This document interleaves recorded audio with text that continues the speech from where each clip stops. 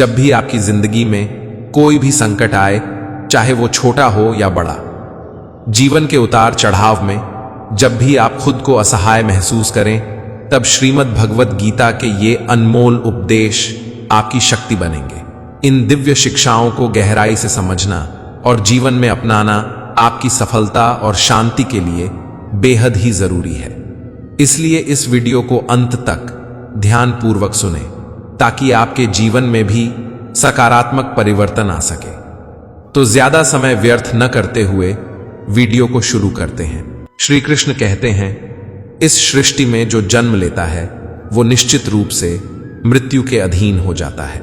मित्रों, यहां भगवान श्री कृष्ण कहते हैं कि इस मृत्यु लोक का हर एक प्राणी, चाहे वो मनुष्य हो या पशु पक्षी हो या फिर पेड़ पौधा हो, हर सांस लेने वाला प्राणी अपने जन्म के साथ मृत्यु को भी लेकर आता है। हर प्राणी को एक ना एक दिन एक निश्चित क्षण पर मरना ही पड़ता है, अर्थात अपने शरीर को त्यागना ही पड़ता है। इस विश्व में केवल शरीर मरते हैं, लेकिन आत्मा अविनाशी है। शरीर के मरने पर भी आत्मा नहीं मरती है। मित्रों, यहां भगवान श्री कृष्ण कहते हैं कि आत्मा न कभी जन्म लेती है और ना ही कभी मरती है। वो अजन्मा, नित्य, सनातन और पुरातन है, जो शरीर के मारे जाने के बाद भी नहीं मरती है।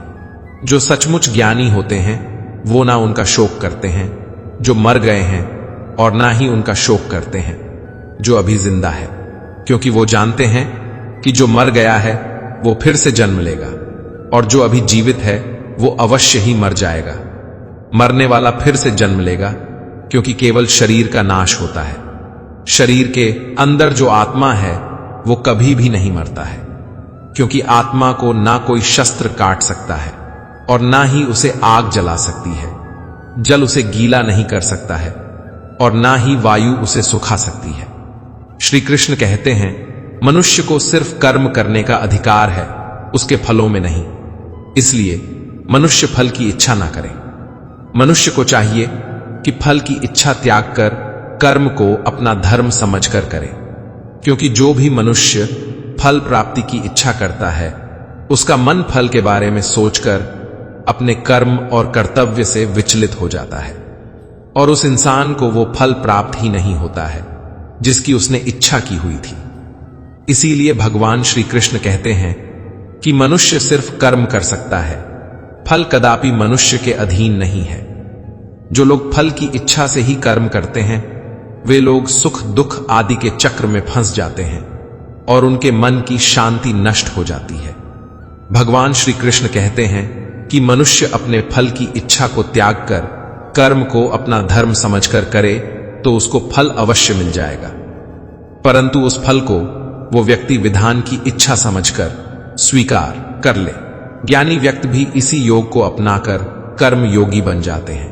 मनुष्य का मन वायु की तरह चंचल है, अपने मन को नियंत्रित करो। मित्रों, यहां भगवान श्री कृष्ण कहते हैं कि मनुष्य के शरीर का एक अदृश्य अंग है मन, जो कभी दिखाई नहीं देता, परंतु वही इस शरीर का सबसे शक्तिशाली हिस्सा है। मनुष्य को मैं घमंड की मदिरा पिलाकर मदहोश करने वाला पाखंडी केवल ये मन ही है। उसके हाथों में मोहमाया का जाल है, जिसे वो मनुष्य की कामनाओं पर डालता रहता है और उसे अपने वश में करता रहता है। ये मन शरीर से भी मोह करता रहता है और अपनी खुशियों से भी और अपने दुखों से भी मोह करता रहता है। खुशियों में खुशियों भरी गीत गाता है और दुख में दुख भरे गीत गुनगुनाता है। अपने दुखों में दूसरों को शामिल करके उसे खुशी मिलती है। किसी भी मनुष्य को उसका मन जीवन के अंत तक अपने जाल से निकलने नहीं देता। अपने रस्सी में बांधकर उसे तरह तरह के नाच नचवाता रहता है। ऐसा तब तक होता रहता है जब तक हम अपने आप को मन के अधीन रहने देंगे, तब तक हमारा मन हमें नाच नचाता रहेगा। मनुष्य का मन मनुष्य को इतनी फुर्सत भी नहीं देता कि वो अपने अंतर में झांक कर अपनी आत्मा को पहचाने और आत्मा के अंदर जिस परमात्मा का प्रकाश है उस परमात्मा का साक्षात्कार करे।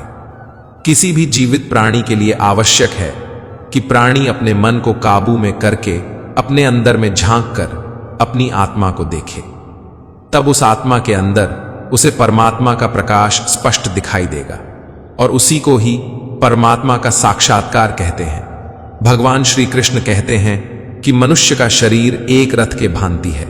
आंख, कान, नाक, जीभ और त्वचा आदि इंद्रियां उस रथ के घोड़े हैं और इस रथ को जो सारथी चलाता है वो सारथी ही हमारा मन है और उस रथ में बैठा हुआ स्वामी वही हमारी आत्मा है। मनुष्य की इंद्रियां विषयों की ओर आकर्षित होती रहती है और ये सब तभी तक ही हो सकता है जब तक जीवात्मा अपने मन को काबू में ना लाए। जब तुम स्वयं मन के अधीन ना रहकर अपने मन को अपने अधीन कर लोगे तो वही मन एक अच्छे सारथी की तरह तुम्हारे शरीर रूपी रथ को सीधे प्रभु की चरणों में ले जाएगा।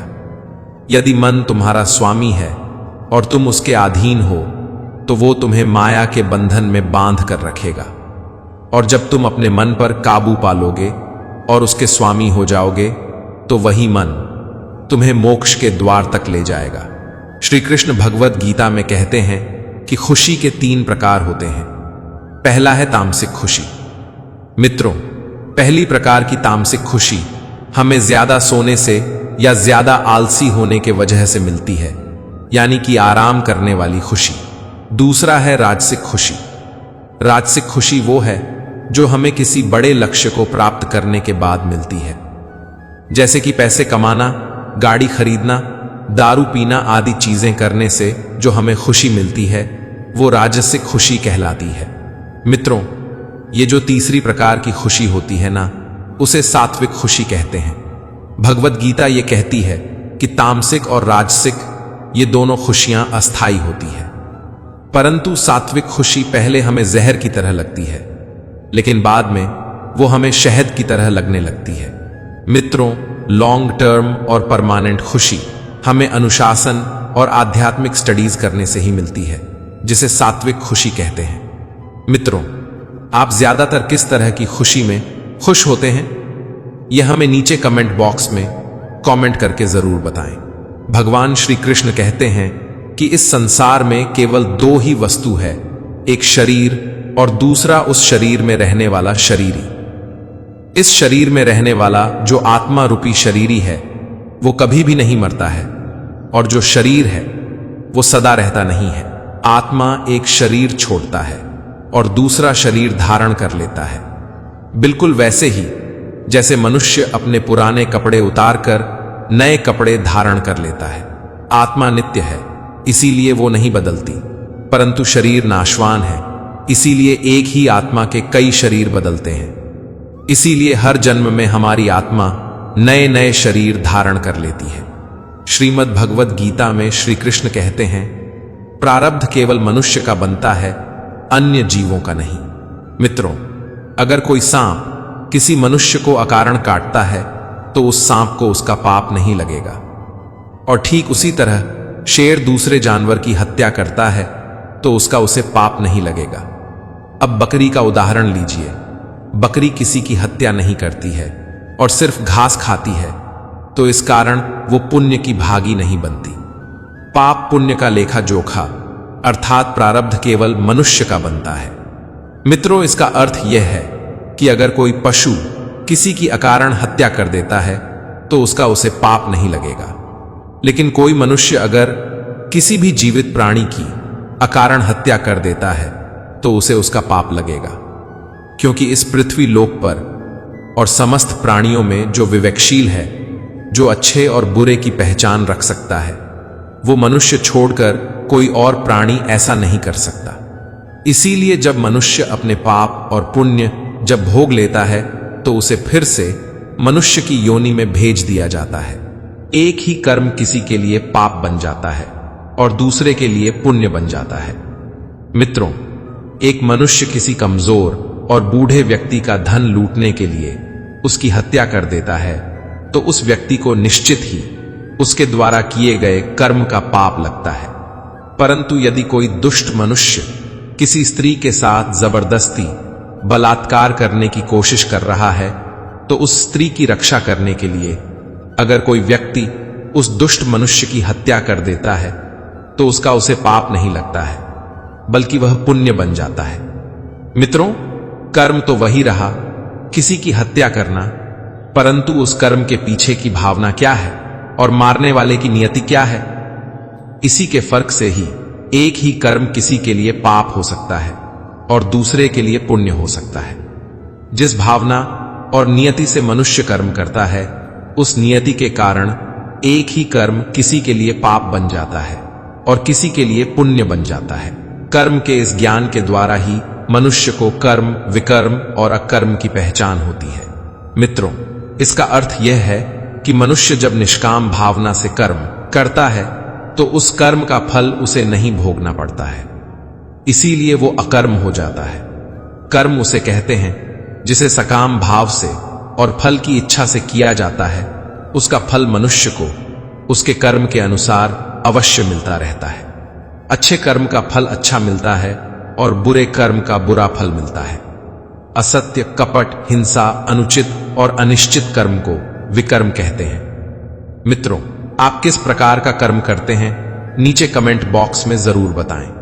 हर मनुष्य का प्रथम धर्म क्या है और अपने धर्म का विधान मनुष्य खुद कैसे बनाता है, इसका अर्थ समझाते हुए भगवान श्री कृष्ण कहते हैं कि धर्म का जो विधान है, अगर उसे किसी दूसरे व्यक्ति ने बनाया हो तो वो तुम्हारा धर्म नहीं हो सकता है। तुम्हारा धर्म वही है जिसे तुमने स्वयं बनाया हो, जिसे तुम्हारी आत्मा ने स्वीकार किया हो। धर्म एक व्यक्तिगत चीज है जिसका फैसला व्यक्ति को खुद लेना पड़ता है। मित्रों, मैं इसे आपको एक उदाहरण देकर समझाता हूं। अगर किसी के गांव पर डाकू हमला करके उस गांव की लड़कियों का अपहरण कर रहे हो और उसी समय किसी का पिता मृत्युशैया पर पड़ा अंतिम सांस ले रहा हो और अपने पुत्र से बार बार पानी की एक एक घुट मांग रहा हो, तो उस समय उस व्यक्ति का, यानी कि उस पुत्र का क्या धर्म होना चाहिए? वो मरते हुए अपने पिता के कंठ में अंतिम समय गंगा जल की बूंद बूंद टपकाता हुआ अपने पुत्र धर्म का पालन करें, या फिर उसके गांव की लड़कियों पर जो संकट आ गया है उनकी रक्षा के लिए अपने हाथ में तलवार उठाते हुए उन डाकुओं का मुकाबला करें? मित्रों, इसका निर्णय कोई दूसरा व्यक्ति कैसे कर सकता है? इसको धर्म का दोराहा या धर्म संकट भी कहते हैं। ऐसी स्थिति में वो व्यक्ति क्या करे, उसका फैसला कोई और व्यक्ति नहीं कर सकता, बल्कि ये निर्णय उसे खुद ही लेना पड़ता है कि उस समय उसका प्रथम धर्म क्या है। उस समय उसकी अंतरात्मा जो आवाज दे वही उसका प्रथम धर्म है। इसीलिए मित्रों, हर व्यक्ति का धर्म व्यक्तिगत होता है और मनुष्य अपने धर्म का विधान खुद बनाता है। भगवान श्री कृष्ण श्रीमद् भगवद गीता में कहते हैं, यदा यदा ही धर्मस्य ग्लानिर्भवति भारतः अभ्युत्थानम धर्मस्य तदात्मानं सृजाम्यहम्। अर्थात हे भारत, जब जब धर्म की हानि और अधर्म की वृद्धि होती है, तब मैं स्वयं को प्रकट करता हूं। मित्रों, यह श्लोक भगवान कृष्ण के अवतार के उद्देश्य को स्पष्ट करता है। गीता में कृष्ण अर्जुन को बताते हैं कि जब दुनिया में नैतिकता का पतन होता है और अन्याय बढ़ता है, तब ईश्वर अवतार लेकर संतुलन स्थापित करते हैं। यह हमें प्रेरित करता है कि जीवन में जब चुनौतियां आएं तो विश्वास रखो कि कोई उच्च शक्ति मदद करेगी। आधुनिक संदर्भ में यह पर्यावरण संकट, सामाजिक अन्याय या व्यक्तिगत संकटों में लागू होता है। उदाहरण के लिए, जब कोई व्यक्ति भ्रष्टाचार से लड़ रहा होता है तो यह श्लोक कहता है कि सत्य की रक्षा होगी। कृष्ण यहां धर्म को व्यापक अर्थ में लेते हैं, नैतिकता, न्याय और सदाचार। जब अधर्म बढ़ता है, जैसे युद्ध, गरीबी या असमानता, तब परिवर्तन आता है। इतिहास में देखें तो गांधी जी या मार्टिन लूथर किंग जैसे नेता ऐसे अवतार जैसे लगते हैं जो अन्याय के खिलाफ खड़े हुए। यह प्रेरणा देता है कि हमें खुद को बदलाव का माध्यम बनना चाहिए। अगर आप नौकरी में अन्याय देखते हैं तो चुप न रहें, बोलें, क्योंकि कृष्ण कहते हैं कि ईश्वर ऐसे समय में प्रकट होते हैं। इस श्लोक से हम सीखते हैं कि निराशा में भी आशा है। जीवन एक चक्र है जहां अच्छाई अंततः जीतती है। आध्यात्मिक रूप से यह हमें बताता है कि हमारी आत्मा ईश्वर का अंश है, इसलिए हम में भी परिवर्तन की शक्ति है। अगर आप डिप्रेशन में हैं तो सोचें कि यह अस्थायी है, कृष्ण जैसी ऊर्जा आपको उठाएगी। हे अर्जुन, सज्जनों की रक्षा के लिए, दुष्टों के विनाश के लिए और धर्म की स्थापना के लिए मैं युग युग में अवतार लेता हूं। मित्रों, यह श्लोक पिछले श्लोक का ही भाग है, जहां कृष्ण अपने अवतार के 3 मुख्य उद्देश्य बताते हैं: अच्छे लोगों की रक्षा, बुरे का नाश और धर्म की पुनर्स्थापना। यह हमें प्रेरित करता है कि जीवन में न्याय होगा और हमें सही राह पर चलना चाहिए। आधुनिक दुनिया में जहां अपराध, युद्ध और असमानता है, यह श्लोक कहता है कि अंत में अच्छाई जीतेगी। कृष्ण यहां सज्जन की रक्षा की बात करते हैं, जो हमें बताता है कि अगर हम नैतिक हैं तो सुरक्षा मिलेगी। दुष्ट का विनाश मतलब बुराई का अंत, लेकिन यह हिंसा नहीं बल्कि न्याय है। गीता में यह भक्ति योग का भाग है, जहां विश्वास से सब ठीक होता है। मित्रों, अगर आप परिवार में समस्या झेल रहे हैं तो सोचें कि कृष्ण रक्षा करेंगे। यह प्रेरणा देता है कि हमें खुद दुष्टता से दूर रहना चाहिए और अच्छाई फैलानी चाहिए। जैसे सोशल मीडिया पर नेगेटिविटी फैलाने की बजाय पॉजिटिव पोस्ट करें। इतिहास में रामायण या महाभारत में कृष्ण ने यही किया, रावण या कौरवों का नाश। आधुनिक मनोविज्ञान में यह कर्मा के विचार जैसा है, अच्छा करो अच्छा मिलेगा। इससे हम सीखते हैं कि जीवन में धैर्य रखो। अगर कोई आपको धोखा देता है तो चिंता मत करो, कृष्ण जैसी शक्ति न्याय करेगी। कई सफल लोग जो गरीबी से उठे और इसी विश्वास पर चले। अगर आप करियर में स्ट्रगल कर रहे हैं तो याद रखो कि युग युग में मदद आती है। इससे मोटिवेशन मिलता है कि हम अकेले नहीं हैं। कुल मिलाकर यह श्लोक जीवन को उद्देश्यपूर्ण बनाता है।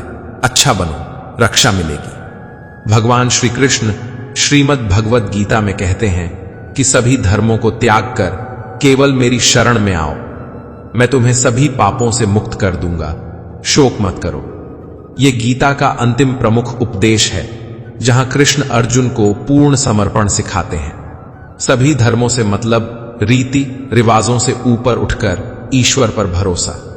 यह हमें प्रेरित करता है कि जीवन की जटिलताओं में सरलता अपनाओ और खुद को ईश्वर को सौंप दो। आधुनिक जीवन में जहां स्ट्रेस और डिप्रेशन है, यह श्लोक कहता है, चिंता छोड़ो, मैं हूं। उदाहरण के लिए, एक व्यक्ति जो नौकरी खो देता है, वह इस पर विश्वास करके नई शुरुआत करता है। कृष्ण यहां भक्ति का सार बताते हैं, शरणागति। पापों से मुक्ति मतलब अतीत की गलतियों से मुक्त होना। अगर आपने गलती की है तो माफी मांगो और आगे बढ़ो। गीता में यह ज्ञान, कर्म और भक्ति का समन्वय है। यह प्रेरणा देता है कि जीवन में कंट्रोल छोड़ो। जैसे रिलेशनशिप में समस्या हो तो प्रयास करो, लेकिन फल ईश्वर पर छोड़ो। इससे हम सीखते हैं कि सच्ची शांति समर्पण में है। योग या मेडिटेशन में यही सिखाया जाता है। सफल लोग जैसे वॉरेन बफेट, जो रिस्क लेते हैं लेकिन चिंता नहीं करते, इसी सिद्धांत पर चलते हैं। अगर आप इस पर अमल करें तो जीवन हल्का लगेगा और आप मोटिवेटेड रहेंगे। कुल मिलाकर यह श्लोक गीता का क्लाइमैक्स है, ईश्वर पर भरोसा मतलब सब ठीक। हे अर्जुन, न तो ऐसा है कि मैं कभी नहीं था या तुम नहीं थे, और न ही ये राजा लोग थे, और न ही हम आगे कभी नहीं रहेंगे। मित्रों, यह श्लोक आत्मा की अनादि अनंत प्रकृति बताता है। कृष्ण अर्जुन को मौत के डर से मुक्त करते हैं, कहते हैं कि हम सब शाश्वत हैं। यह हमें प्रेरित करता है कि जीवन मौत से परे है, इसलिए साहस से जियो। उदाहरण के लिए, जब कोई प्रियजन मरता है तो दुख होता है, लेकिन यह श्लोक कहता है आत्मा जीवित है। कृष्ण यहां आत्मा को जन्म मृत्यु से ऊपर बताते हैं। गीता में यह सांख्य योग का भाग है, जहां देह नहीं, देही महत्वपूर्ण है। अगर आप बीमारी से डरते हैं तो सोचें कि मैं शाश्वत हूं। यह प्रेरणा देता है कि जीवन को पूर्णता से जियो। जैसे एडवेंचर स्पोर्ट्स में लोग रिस्क लेते हैं क्योंकि डर नहीं। अगर आप बिजनेस शुरू करने से डरते हैं तो याद रखो, असफलता अस्थायी है। इससे हम सीखते हैं कि अतीत या भविष्य की चिंता मत करो, वर्तमान में रहो। अगर आप इस पर विश्वास करें तो जीवन अर्थपूर्ण लगेगा। श्री कृष्ण कहते हैं कि मनुष्य को चाहिए कि स्वयं अपना उद्धार करे, खुद को गिराए नहीं। क्योंकि मनुष्य स्वयं अपना मित्र है और स्वयं अपना शत्रु भी। मित्रों, यह श्लोक आत्म नियंत्रण पर जोर देता है। कृष्ण कहते हैं कि हम खुद अपने भाग्य के निर्माता हैं। यह हमें प्रेरित करता है कि सफलता बाहर नहीं, अंदर है। आधुनिक जीवन में जहां डिस्ट्रैक्शन ज्यादा है, यह श्लोक कहता है खुद को उठाओ। गीता में यह आत्म संयम का सार है। अगर आप एडिक्शन से जूझ रहे हैं तो खुद को बचाओ। यह प्रेरणा देता है कि जिम्मेदारी लो। जैसे फिटनेस में खुद को मोटिवेट करो। कई एथलीट इसी पर चलते हैं। अगर आप डिप्रेस्ड हैं तो खुद उठो, मेडिटेशन करो। भगवान श्री कृष्ण कहते हैं कि जीवन में कुछ हुआ है, जो कुछ हो रहा है और जो कुछ होगा सब अच्छा होगा। ऐसे में इंसान को किसी भी बात का दुख या चिंता नहीं करनी चाहिए। जो व्यक्ति इस बात को अच्छे से समझ लेता है, उसके जीवन का उद्धार हो जाता है। भगवान श्री कृष्ण के मुताबिक कोई भी इंसान जन्म से बड़ा नहीं होता है, बल्कि उसका कर्म इंसान को बड़ा बनाता है। ऐसे में व्यक्ति को सद्मार्ग पर चलकर अच्छे काम करने चाहिए। जो व्यक्ति बुरे कर्मों में फंस जाता है तो वह कभी उससे उबर नहीं पाता है, जिसकी वजह से उसका पूरा जीवन बर्बाद हो जाता है। श्रीमद् भगवद गीता में लिखा है कि जो इंसान सफलता में अहंकारी और असफलता में निराश और हताश नहीं होता है, वह जीवन में जरूर सफल होता है। गीता उपदेश में भगवान श्री कृष्ण बताते हैं कि जो चीज आपका है, उसे पूरी दुनिया की ताकत भी इकट्ठा हो जाए तो आपसे नहीं छीन सकती है। इस बात को जो अच्छी तरीके से समझ गया, उसे किसी भी बात का दुख नहीं रहता है। जो शख्स आपकी जिंदगी से चला गया, समझो वह कभी आपका था ही नहीं। श्रीमद् भगवद गीता में भगवान श्री कृष्ण ने बताया है कि इंसान को समय से पहले और भाग्य से ज्यादा कभी नहीं मिलता है। ऐसे में लोगों को बिना कुछ सोचे अपना कर्म करते रहना चाहिए। जब जो होना होगा वह हो जाएगा। भविष्य की बातों को लेकर चिंतित नहीं होना चाहिए। गीता उपदेश के मुताबिक व्यक्ति को आलोचनाओं से कभी नहीं डरना चाहिए। जो इंसान आज आपकी आलोचना या फिर निंदा कर रहा है, उस इंसान की राय आपकी सफलता के बाद बदल जाती है। ऐसे में आलोचकों की बातों पर इंसान को ज्यादा ध्यान नहीं देना चाहिए। झाड़ू में जब तक बंधन होता है, तब तक वह कचरे को साफ करता है। बंधन खुल जाते ही वह स्वयं कचरा बन जाता है। इसीलिए हमेशा अपनों से बंधे रहिए। मनुष्य हमेशा अपने भाग्य को कोसता है, ये जानते हुए भी कि भाग्य से भी ऊंचा उसका कर्म है जो उसके स्वयं के हाथों में है। एक समझदार व्यक्ति वही है जो दूसरों को देखकर उनकी विशेषताओं से सीखता है, उनसे तुलना और ईर्ष्या नहीं करता। जीवन में ऊंचे उठते समय लोगों से अच्छा व्यवहार करें, क्योंकि यदि आप फिर नीचे गिरे तो सामना इन्हीं लोगों से करना होगा। जिंदगी में तकलीफ कितनी भी हो, कभी हताश मत होना, क्योंकि धूप कितनी भी तेज क्यों ना हो, समुंदर कभी सूखा नहीं करते। दुनिया में केवल माता और पिता ही ऐसे इंसान हैं जो चाहते हैं कि हमारे बच्चे हमसे भी ज्यादा कामयाब हो। समय मनुष्य के बनाए मार्ग पर नहीं चलता, मनुष्य को समय के दिखाए मार्ग पर चलना होता है। इसी को नियति कहते हैं। मैदान में हारा हुआ इंसान फिर भी जीत सकता है, लेकिन मन से हारा हुआ इंसान कभी नहीं जीत सकता। संघर्ष इंसान को मजबूत बनाता है, फिर चाहे वह कितना भी कमजोर क्यों ना हो। जो अपने कदमों की काबिलियत पर विश्वास रखते हैं, वही लोग अक्सर मंजिल पर पहुंचते हैं। अगर सही मायने में आप अपना जीवन बदलना चाहते हो, तो सबसे पहले आपको अपना मन बदलने के लिए तैयार रहना पड़ेगा, क्योंकि जैसा आपका मन रहेगा वैसे ही आपके विचार होंगे, और जैसे आपके विचार होंगे वैसे ही आपका जीवन होगा। नीच विचार रखोगे तो नीच बन जाओगे, अच्छे विचार रखोगे तो ऊंचाई पर जाओगे। जिंदगी के इस रण में खुद ही कृष्ण, खुद ही अर्जुन बनना पड़ता है। रोज अपना ही सारथी बनकर जीवन के महाभारत से लड़ना पड़ता है। श्री कृष्ण कहते हैं, जो मनुष्य भगवत गीता को पढ़कर उस पर अमल करता है, उसके सारे दुष्कर्मों का प्रभाव समाप्त हो जाता है।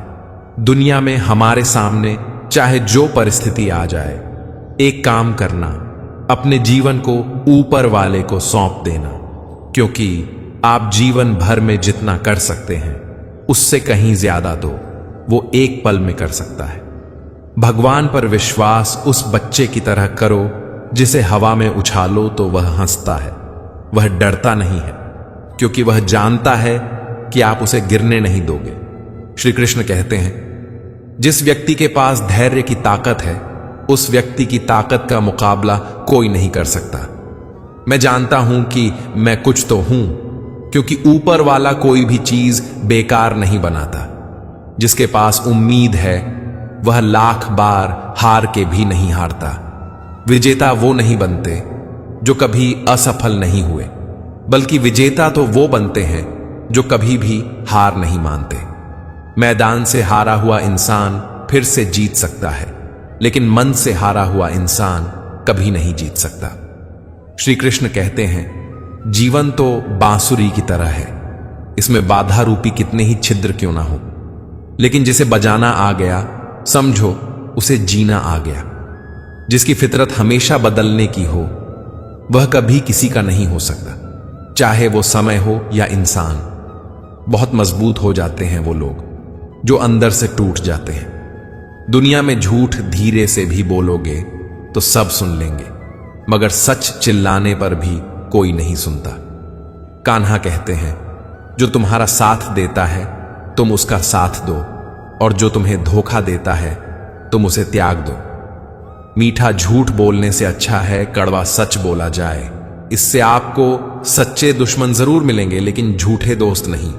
खुद की काबिलियत पर भरोसा रखो, क्योंकि भरोसा खुद पर रखो तो ताकत बन जाती है, और दूसरों पर रखो तो कमजोरी बन जाती है। किसी से बहस में जीतने के बजाय उसे मौन रहकर पराजित कीजिए, क्योंकि जो आपके साथ हमेशा बहस करने के लिए तत्पर रहता है वह आपके मौन को कभी सहन नहीं कर पाएगा। मत भागो किसी के पीछे, जो जाता है उसे जाने दो, आएगा वही वापस लौटकर। खुद को जर्रा कामयाब तो होने दो। दुनिया आपको गिरा सकती है, लेकिन हरा तब तक नहीं सकती जब तक आप खुद हारना ना चाहे। मनुष्य को धोखा मनुष्य नहीं देता है, बल्कि वो उम्मीदें धोखा दे जाती है जो वो दूसरों से रखता है। किसी की यादों में घुट घुट कर मरने से अच्छा है कि आप अपनी ताकत को अपने लक्ष्य पर लगाओ और इतने सफल बन जाओ कि एक दिन आपको छोड़ने वाले रोए। कुदरत के फैसले पर कभी शक मत करना। अगर सजा मिल रही है तो गुनाह भी जरूर हुआ होगा। कोई इंसान चाहे लाख चीजें जान ले, चाहे वो पूरे जगत को जान ले, लेकिन अगर वह स्वयं को नहीं जानता तो वह अज्ञानी है। गरीब इतने बनो कि हर कोई आपके साथ बैठ सके, और अमीर इतने बनो कि जब आप खड़े हो तो कोई बैठा ना हो। उड़ा देती है नींदें कुछ जिम्मेदारियां घर की। रात में जागने वाला हर शख्स आशिक नहीं होता। गिरते हैं घुड़सवार मैदान जंग में, वो क्या गिरेंगे जो घुटनों के बल चला करते हैं। चिंता और चिता में केवल एक बिंदु का अंतर है। चिता निर्जीव को जलाती है और चिंता जीवित को जलाती है। जो व्यक्ति हर वक्त दुख का रोना रोता है, उसके द्वार पर खड़ा सुख भी बाहर से लौट जाता है। ऐसा वक्त लाओ जो लोग तुम्हें ताने मारने में अपना वक्त देते थे, वो लोग तुमसे मिलने के लिए तुम्हारा वक्त मांगे। जिंदगी के सारे तजुर्बे किताबों में नहीं मिलते, रूबरू होना पड़ता है जमाने से इन्हें पाने के लिए। जीवन में 3 मंत्र हमेशा याद रखो। आनंद में वचन मत दो, क्रोध में उत्तर मत दो, दुख में निर्णय मत लो। मंजिल के लिए आधे रास्ते जाकर कभी वापस मत लौटना, क्योंकि वापस उतना ही लौटना पड़ेगा जितनी दूर आगे चलकर मंजिल मिलेगी। क्यों डरते हो? जिंदगी में क्या होगा? जो भी होगा तजुर्बा ही होगा। खुद में थोड़ा स्वाभिमान होना जरूरी है, वरना लोग आपको वहां भी दबाने की कोशिश करेंगे जहां आपका अधिकार है। जीवन में सुख शांति चाहते हो तो अपनी समस्याओं और आलोचनाओं को खुद पर हावी मत होने दो। जो लोग गिरने से डरते हैं वो कभी ऊंची उड़ान नहीं भर सकते। इंसान दूसरों की अच्छाइयों पर खामोश रहते हैं, लेकिन चर्चा जब बुराइयों की हो तो गूंगे भी बोल पड़ते हैं। कान्हा कहते हैं, जितना वक्त तुम दूसरों पर बर्बाद करते हो, अगर उतना वक्त खुद पर लगा दो तो जीवन में तुम्हें किसी के सामने झुकना नहीं पड़ेगा। लोगों को परखने की आदत डालो। जैसे हर चमकती चीज सोना नहीं होता, वैसे ही हर अच्छा दिखने वाला इंसान सच्चा नहीं होता। जब तक हम किसी काम की शुरुआत नहीं करते, तब तक वह काम हमें असंभव ही दिखाई देता है। जिसने अकेले चलना सीख लिया, समझो वह व्यक्ति सफलता के दरवाजे पर अपना पहला कदम रख चुका है। खुश रहने का बस एक ही मंत्र है, उम्मीद बस खुद से रखो, किसी और इंसान से नहीं। खुद को मिटाकर भी रख दोगे तब भी ये दुनिया आपसे खुश नहीं होगी। इसीलिए वो करो जो आपका दिल चाहे, वो मत करो जो दुनिया चाहती है, क्योंकि दुनिया की पसंद बदलने में वक्त नहीं लगता है। जिस व्यक्ति ने अपने आप को वश में कर लिया, उसकी जीत को कोई भी हार में नहीं बदल सकता। बहुत मजबूत हो जाते हैं वो लोग जिन्हें चलना बुरे वक्त ने सिखाया हो। बहुत दूर तक जाना पड़ता है सिर्फ ये जानने के लिए कि नजदीक कौन है। वक्त हालात देखकर बदलता है और अपने मौका देखकर। आपका सबसे बड़ा शत्रु आपको उतना नुकसान नहीं पहुंचा सकता जितना कि आपके खुद के बेपरवाह विचार। इसलिए अपने विचारों को हमेशा काबू में रखिए। अपनी जिंदगी से कभी नाराज मत होना। क्या पता आप जैसी जिंदगी दूसरे लोगों का सपना हो। खुद को इतना कमजोर मत होने दो कि तुम्हें किसी के एहसान की जरूरत हो। जिसने कभी विपत्तियां नहीं देखी, उसे अपनी ताकत का कभी एहसास नहीं होगा। जीवन में गिरना भी अच्छा है, हमें अपने औकात का पता चलता है। बढ़ते हैं जब हाथ उठाने को तो अपनों का पता चलता है। जिसने निराशा, तन्हाई और अकेलेपन से जीतना सीख लिया, समझो उसने जिंदगी में अकेले चलने का हुनर सीख लिया। जो रिश्ता कम और गुरूर ज्यादा रखे, ऐसे लोगों को जिंदगी से दूर ही रखा करो। जिंदगी में पैसा और सूरत पर कभी घमंड मत करना, क्योंकि गरीबी आते देर नहीं लगती और किसी हादसे में चेहरा बदलते वक्त नहीं लगता। जिंदगी को इतनी सस्ती मत बनाओ कि 2 कौड़ी के लोग खेल कर चले जाएं। लूट लेते हैं अपने ही, वरना गैरों को कहां पता कि इस दिल की दीवार कहां से कमजोर है। समस्या का गुलाम बनने वाले कभी खुद के भाग्य का निर्माता नहीं बन पाते। कभी मैं अपने हाथों की लकीरों में नहीं उलझा, क्योंकि मुझे पता था कि किस्मत का लिखा भी बदला जा सकता है। कुछ इंसान ऐसे भी होते हैं जो जरूरत के समय पैर भी पकड़ लेंगे और जरूरत ना रही तो पहचानेंगे भी नहीं। अनुभव कहता है कि एक वफादार दोस्त 1000 मतलबी रिश्तेदारों से बेहतर होता है। जीवन में जो सीख खाली पेट और खाली जेब सिखाती है, वो कोई और नहीं सिखा सकता। दुनिया के सबसे ज्यादा सपने इस बात ने तोड़े हैं कि लोग क्या कहेंगे। झूठ और दिखावे की रफ्तार कितनी भी तेज क्यों न हो, लेकिन मंजिल तक केवल सच ही पहुंचता है। कान्हा कहते हैं कि किसी से ज्यादा नाराज होने से बेहतर है कि अपने जीवन में उसकी अहमियत ही कम कर दो। कोई भरोसा तोड़े तो उसका भी धन्यवाद करें। वह हमें सिखाते हैं कि भरोसा सोच समझ कर करना चाहिए। जब आपको लगने लगे कि सब आपके खिलाफ जा रहा है, तो याद रखें, हवाई जहाज हमेशा हवा के विरुद्ध जाता है, हवा के साथ नहीं।